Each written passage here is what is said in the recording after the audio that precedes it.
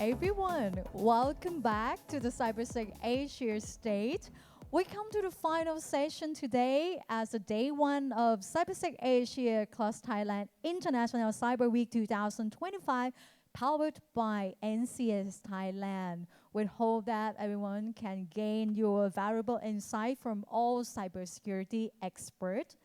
Coming up next to conclude here at Cybersec Asia stage, where you can discover more knowledge and it's all about everything that you're seeking for, all the conclusions of the Cybersec Asia. When we talk about resilience enterprise, this session will bring everyone to listen from the experts under the topics of the resilient enterprise, how cybersecurity shapes organizational agility. You might have this question on your mind. You might have this question with your team. Here is your ultimate answers. By this session, we're very honored to welcome Head of Cyber Defense and Offensive Security from Habib Bank Limited. Ladies and gentlemen, please join with me in welcoming Syed Ubaid Ali Jafri to the stage.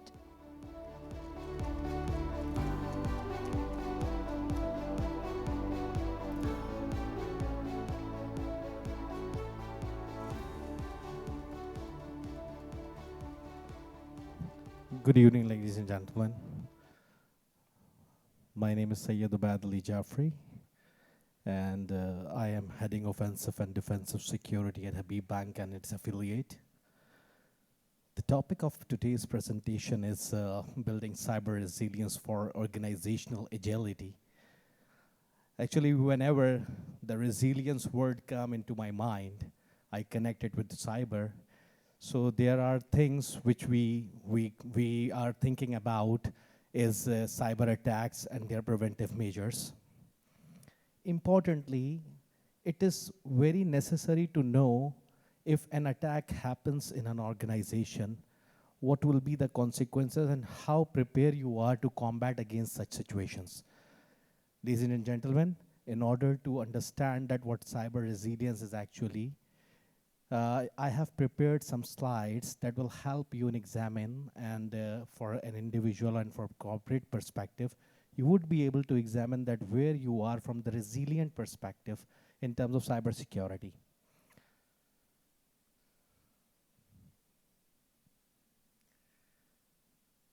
These are some statistics presented by World Economic Forum that 88% of executive view about cyber resilience is considering is at business priority. 88% executive. Can you imagine? I am coming up only with 3 commitments. If you are heading up with 3 commitments in cyber resilience, your organization won't be impacted or affected by a massive cyber disaster, I promise. Those 3 commitments are: leadership commitment is the first thing which we actually focused in terms of cybersecurity. The second aspect is a strategic investment. And third and importantly, organizational culture. Leadership commitment is the top-down approach where the management is willing to invest in terms of cybersecurity. If the management is entrusted, where the commitment of the management comes from top-down approach, they need to do some hiring of the resources. They are strategic. They are forecasting their organization in terms of cyber alliance and cyber security built organization.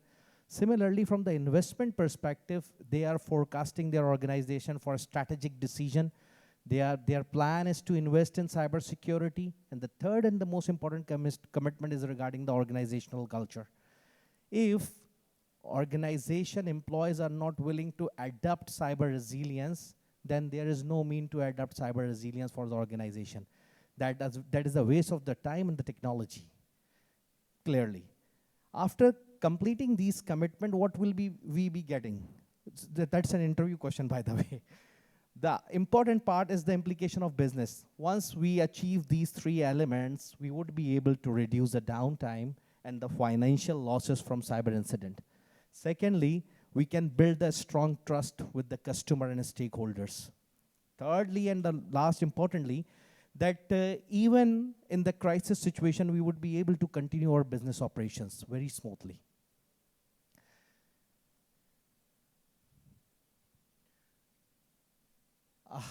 there is, this is very important and interesting slide, that why we are actually focusing on cyber resilience to become a priority. I'm not here to tell you the definition of cyber resilience. You know better than me the definition of cyber resilience. This is, I'm here to tell you that how I and my organization, and from the corporate perspective, we are actually forecasting the resilience in terms of cyber security and how we are achieving it. The framework, I am here to inform you and here to tell you that from what perspective we are actually anticipating this cyber resilience. There are important perspectives that you know that the frequency of sophistication attacks like phishing attack, ransomware attack, and malware attack, they are increasingly enhancing for last couple of years, and due to which we need an urgent preparedness for cyber resilience. Similarly, regulatory are more focused on the banking area specifically. They are more interested in viewing the bank if they got any compromise and if they are facing any disaster. So they are more interested in evaluating the controls of the bank. They are keen interested to evaluate the security posture of the bank. So in order to comply with the regulatory requirement, this is an important aspect to be aware from fines and penalties. The third, after the escalation of digital initiative, after post-pandemic, the increase of the attack surface has been actually anticipated for last 5 years. After the pandemic, we have observed a huge down of attacks due to there are numerous organizations who completely shifted themselves from physical premises to work from home, and we see a massive scale of attack, a cyber attack, in terms of phishing, whaling, spear phishing attacks. Importantly, this statement I usually refer to various colleagues, that if you know your enemy, like if you know your threat actor, what he is actually up to, what his actually grounds are, what he is intending to do, like what attack vector he is actually planning to attack in your organization. And if you know your defenses, like if you know your security, your perimeter, your edge, and your endpoint, if you know that what security measures you have implemented in your organization, you won't be fear about thousands of battle.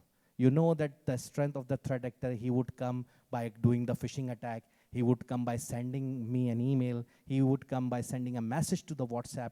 And if you know your defenses, that I have implemented certain policies and I know that this attack wouldn't work, then you don't need to fear about hundreds of attacks performed by threat actor.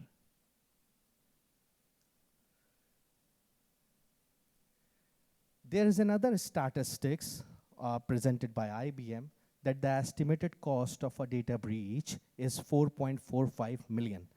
And are you ready to anticipate this cost? It's a surge in the ransomware attack, and we have seen in last couple of years that it's increased up to 105%. And in 2024, it was released by IBM. And again, it is anticipated is that the statistics are 63% consumer are unwilling to do business with those companies who got breached, who got data breached. It's presented by Accenture.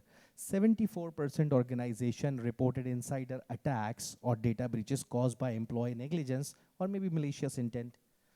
82% breaches involve human errors. So if you compare these three statistics, and regarding the facts, there are that the robust cyber resilience strategy reported 25% stakeholder trust level. They increased the trust level of 25% stakeholder.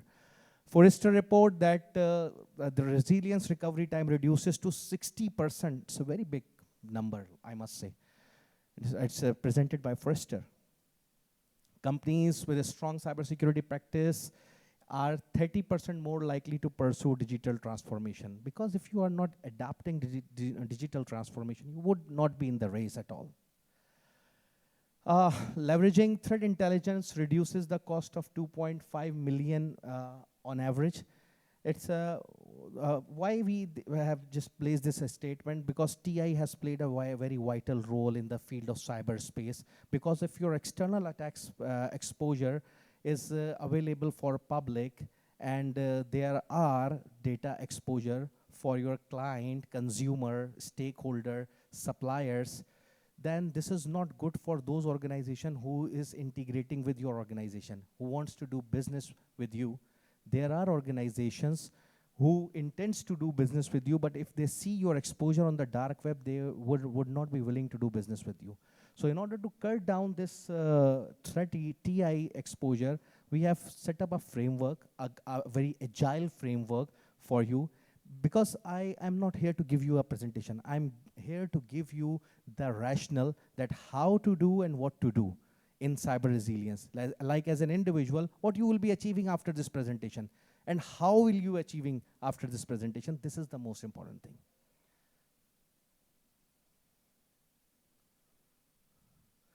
So if I go to the traditional approach of cyber resilience versus a smart approach of cyber resilience, the traditional approach was reactive. The attacks, the past, we do perform analysis statically once we receive an incident. But for the proactive approach, we have solutions like EDR, NDR, IDR, ODR that work on the behavioral analysis, that doesn't work on static analysis, that work on the dynamic analysis. There are WAF that learn the pattern, observe the behavior, what is being captured over the network. So previously, firewall contains a signature, and if that signature is detected, then it would be in a position to detect the attack. Now, WAF has the capability to detect attacks automatically. Similarly, with the siloed security practice, like security was treated as a separate function, and it was observed in last couple of years. Now, it's a part of business decision-making process. Security is being considered as a business process. This is the key achievement for the cybersecurity professional, and whenever I read this statement, I become passionate that, okay, we are in the business decision-making position.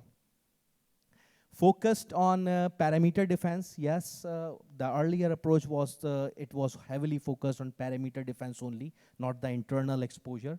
And only they are focusing from the external perspective, but for the smart and reactive approach is adapting the zero trust by not not accepting the device, and considering that every device need to be authenticated individually and separately.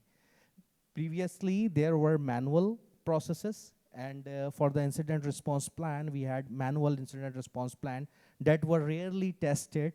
And like automation, it was when it was a disaster, the plan wouldn't work.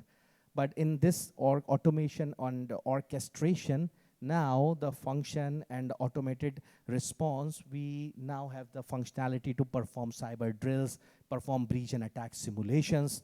And after that, we can anticipate that after conducting a cyber drill, we know that this cyber drill works in a way that can be helpful and useful for making long decisions.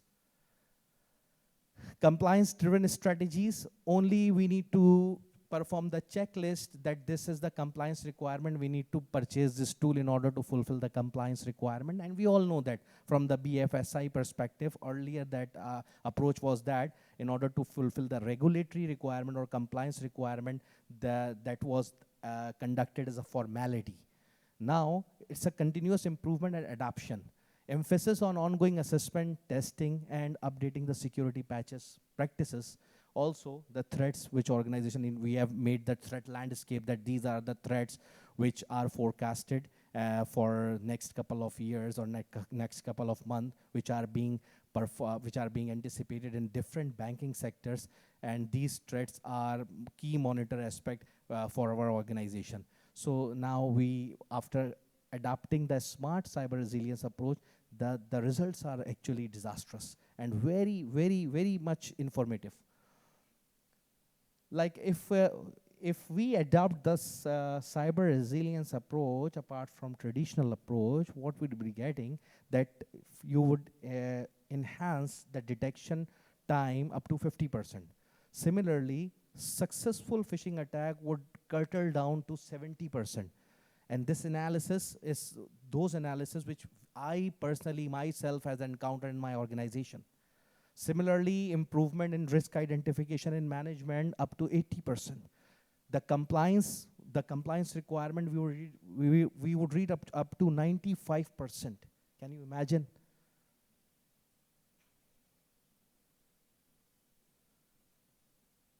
So the question is what to do, like as an individual. So how can I achieve cyber resilience and what I need to do?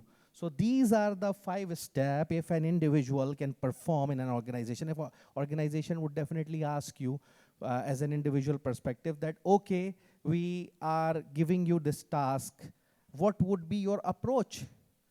How would you do the cyber resilience for our organization? What would be the steps? If you go Google and perform that I need to perform cyber resilience, you would find identify, protect, detect, response. But if you see practicality, there are some other aspect. Like the first step is to identify the critical asset. You need to perform the criticality assessment of the asset. And after that, you need to perform the impact assessment of the asset. If you are running up around 100 server in your organization, you can't do a like those 100 server are not critical at all. Those server needs to be assessed from the criticality perspective that those servers contain SI, like sensitive information, or PII, personally identifiable information, in which you would find that out of 100 servers, 25 are the critical servers, which needs like focused monitoring. Like after that, you need to perform the impact assessment activity. How to conduct impact assessment activity? You need to connect with financial department. The finance would be able to tell you that if that server goes down, how much the financial impact for the organization that would face.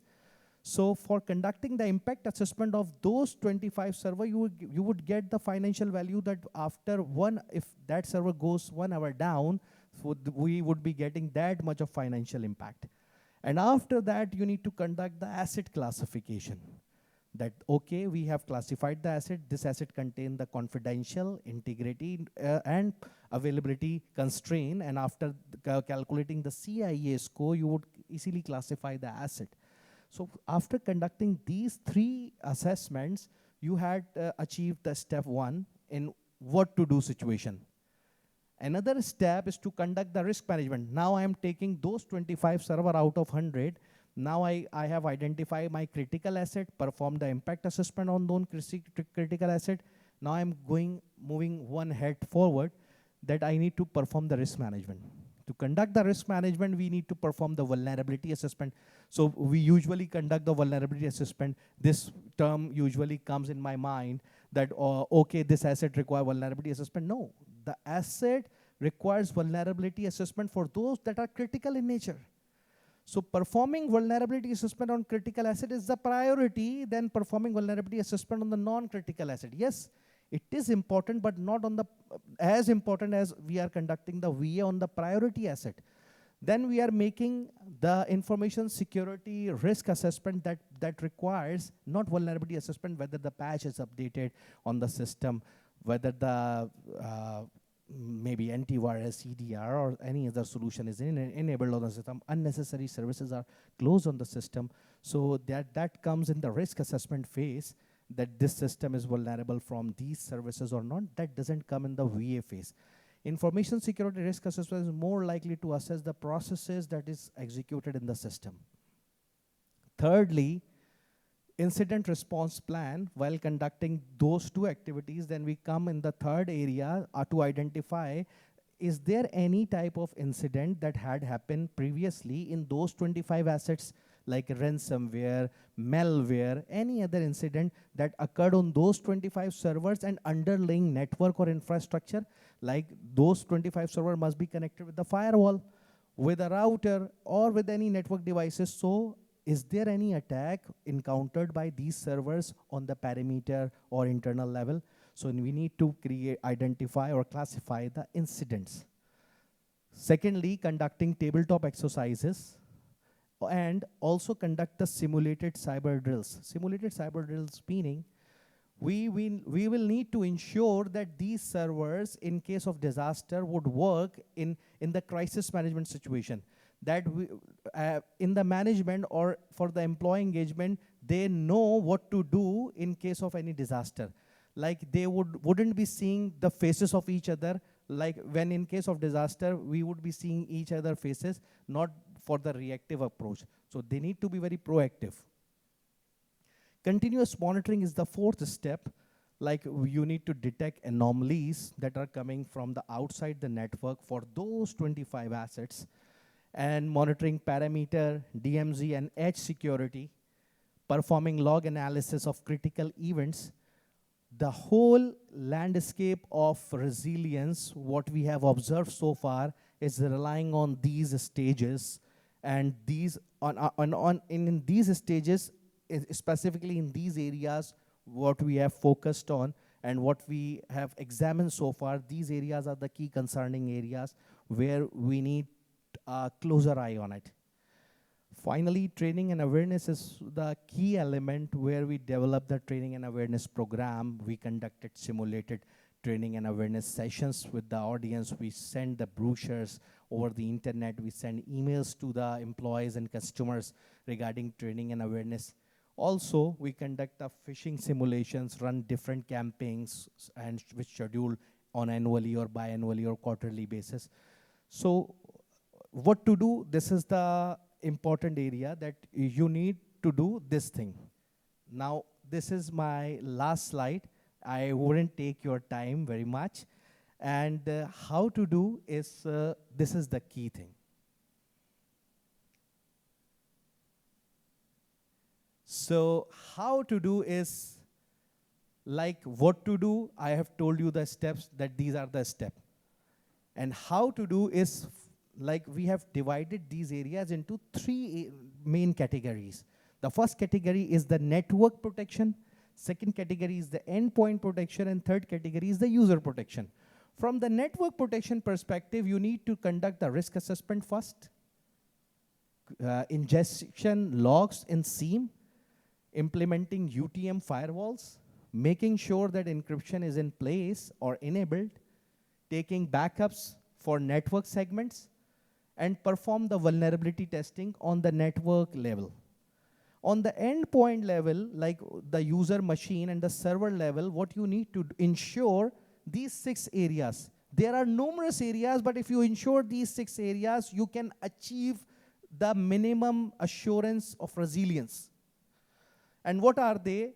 Like if you implement an advanced EDR solution, it may help you to detect the anomalous behavior conducted by the system, and if in case of any anomaly or attack happened in your endpoint, it will trigger an alarm. Further, you need to perform the software and services update, like third-party software that may be open source like Java, Adobe, and Flash, that should be patched. Because of these systems and these applications, mostly organization got compromised, like AnyDesk vulnerability, TeamViewer vulnerability, VNC vulnerabilities. These are the open source software that provides various functionality, but due to the lack in implementation or due to the lapse in their soft security, the whole endpoint got compromised. Similarly, performing the system hardening, our practice is to take the golden image of an operating system. What does golden image means? A hardened operating system with limited services running in it, implemented EDR, XDR, NDR, and certain event logs are enabled in the system, and taken the golden image, and that golden image is being deployed throughout the organization in order to make it consistent. So that golden image, if you have, so there is no chance of, or there is no scope of error that you have deployed the golden image and EDR was not installed. EDR is in the golden image. And whenever you deploy the golden image, it will be automatically installed across the board. Mobile device management, personal phones containing official email address. This is the practical use case. Personal phones containing the official email address are prone vulnerable from stored credential attacks, and mostly personal phone got compromised, and due to that, your official account credential got compromised. Multi-factor authentication needs to be enabled using various techniques like authenticator. Virtual patching is one of the key elements what we have focused on and help our organization to achieve cyber resilience. And last but not the least, it's about the user protection layer. For the user protection, we deployed the spam filters on the user layers, dark web monitoring, like if the user credentials are exposed on dark web for an organization, we immediately go and ask the user to change the credential, implement MFA. And if we find any credential on the dark web, we connect with the user and we ask the user, what application did you recently implemented or installed in your phone? That application compromised your credential. We immediately ask the user to change it immediately and try to shut down those specific website where the credential were breached. The shutdown rate is not very good, but we try to keep it ongoing as a BAU activity. Security training and awareness is also important part for the employee training and awareness is the that help in growing the organization agility while you are conducting security and training awareness in terms of simulated cyber drill. That will definitely increase your program management skill in the form of cybersecurity. Thank you very much, ladies and gentlemen. And if you have any query, you can feel free to ask. I still have 15 seconds. I can answer if you have any query. And this is my QR for LinkedIn. Thank you very much. Thank you so much, Syed, Ubaid, Jafri, for sharing your insight with all of us and the key takeaway. This is a message to everyone here. Cyber resilience is not a word, but it's all about organizational action. So we can build this cyber resilience in our reality.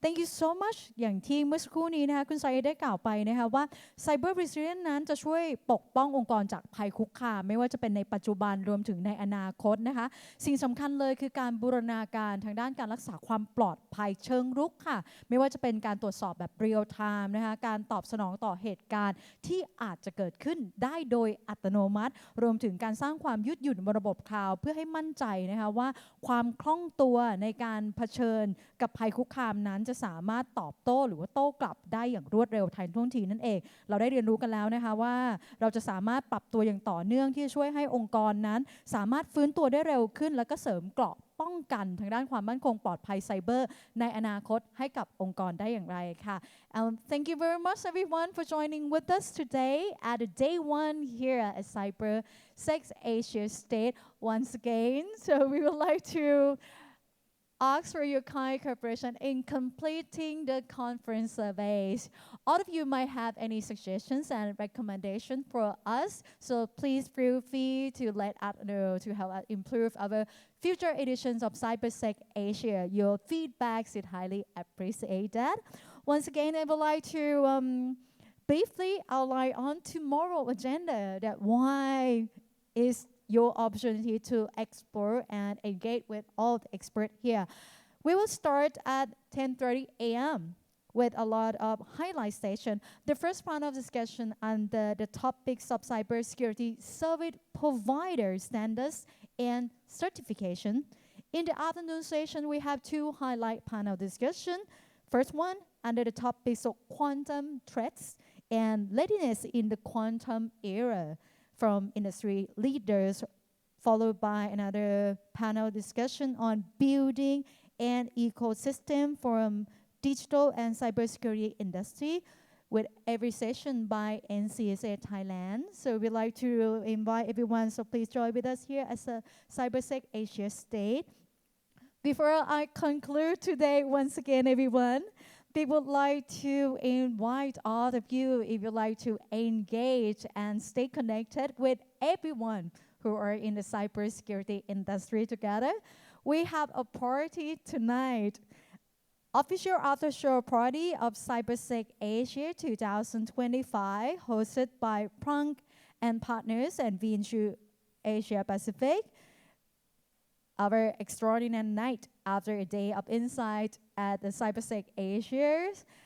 This is exclusive Cybersec After Dark at Visionary Sing Sing Theaters, organized by Prang and Partners. Your chance to enjoy, relax, and network and celebrate in a vibrant setting with the fellow industry leaders. Gentle reminder to all of you, our party will start from 9 p.m. onwards tonight. The tickets are available to purchase 500 baht per person, available to purchase online and on-site. Hoping to see everyone's around here as after party tonight. Thank you very much, everyone. So see you again on tomorrow. Travel safe and goodbye. ขอบคุณทุกท่านนะคะแล้วพบกันในวันพรุ่งนี้สวัสดีค่ะ